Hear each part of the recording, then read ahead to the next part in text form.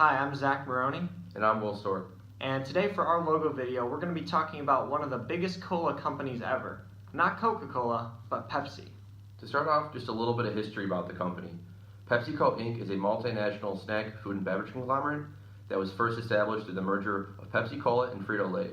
The company has 6 divisions worldwide. The company was founded on August 28, 1898 by Donald Kendall, Caleb Bradham, and Herman Lay. The corporation currently has 264,000 employees and has net sales of almost $63 billion with yearly profits of $6.33 billion. Now, Pepsi isn't just the bottle of cola that we think about when we hear Pepsi, but there's actually tons of brands that it owns within itself.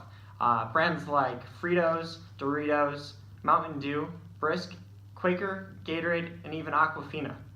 But today we are going to be focusing on the actual Pepsi logo, designed back in 1898, like we talked about, that goes all the way up to today, where the newest iteration was 2009.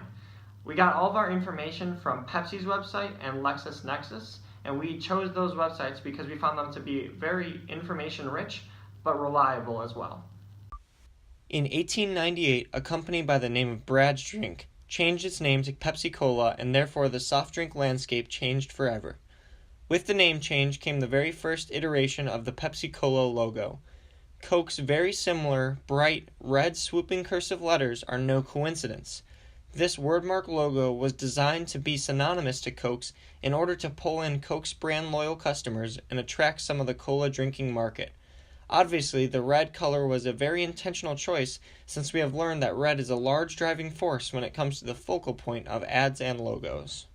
In 1945, Pepsi introduced one of its largest logo changes when it added the background of a bottle cap and introduced blue and white into its color scheme.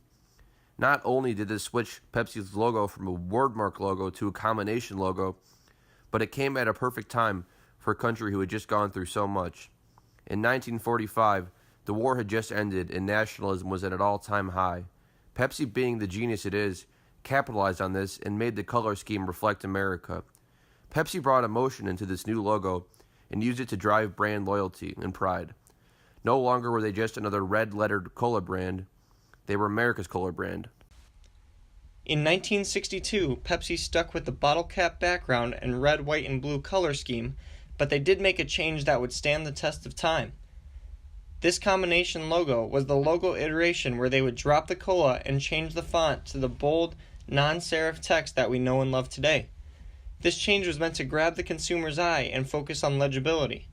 This change also demonstrated Pepsi's move from follower to leader in the global soft drink market.